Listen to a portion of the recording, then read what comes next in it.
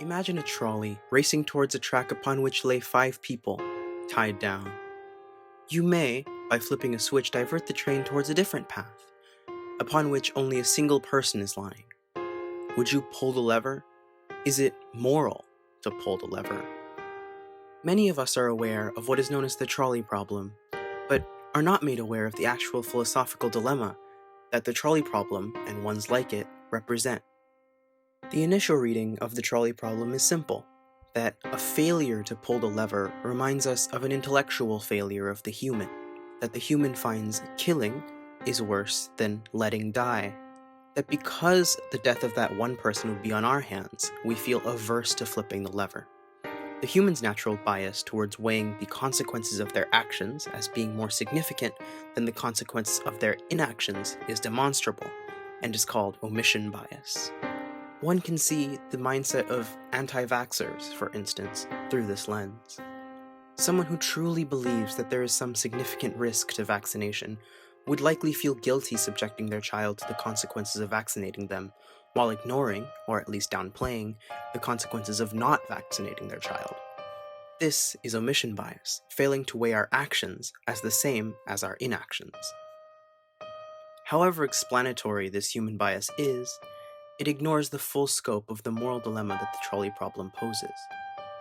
First, this reading ignores the very real fact that many of us would decree that yes, we would flip the lever. Even if not demonstrable in lab conditions, this does represent something interesting about how the mind perceives this dilemma. And second, more poignantly, the trolley problem, when rephrased, can start to suppose the chilling idea that perhaps, in the human story at least, killing and letting die are truly morally distinct.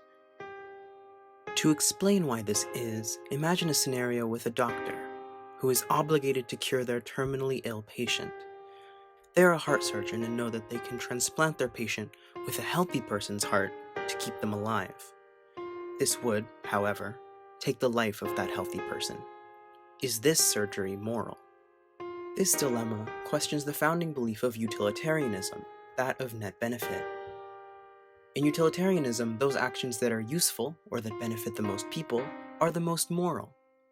While any thinking human would consider the act of killing someone to save someone immoral, utilitarianism would deem it to be, at worst, equivalent to doing nothing.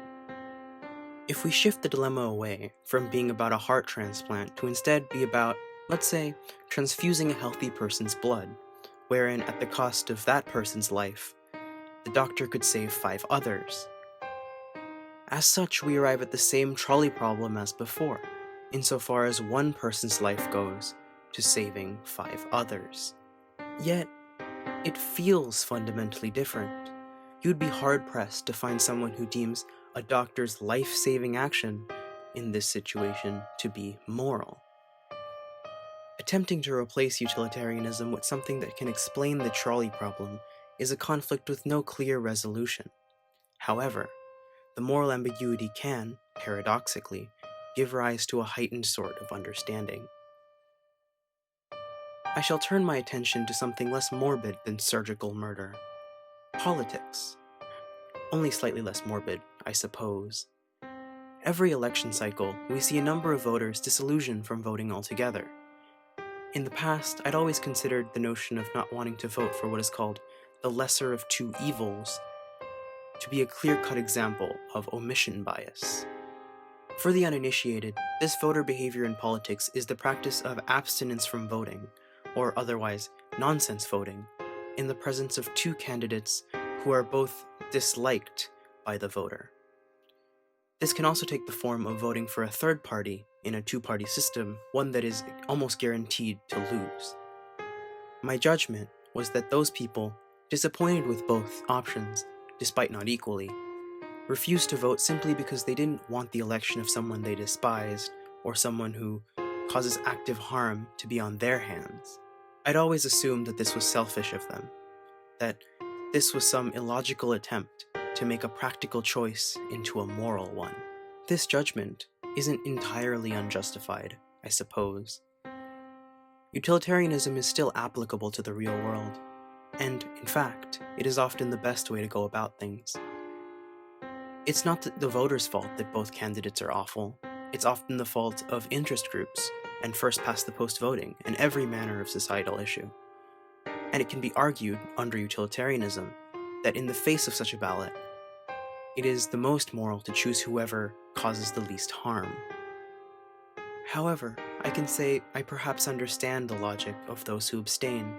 They are not more illogical than I, far from it. Each of us as a human must decide the line between pulling the lever to change the tracks and transfusing a patient's blood to save 5 others. Between me and the abstaining voter, abstaining from voting simply lands on opposite sides of that line. And of course, because in the real world, unlike in fictional thought experiment land, we can protest, we can educate, and we can make change. Just maybe, it won't matter, and we can save those 5 patients without a blood transfusion.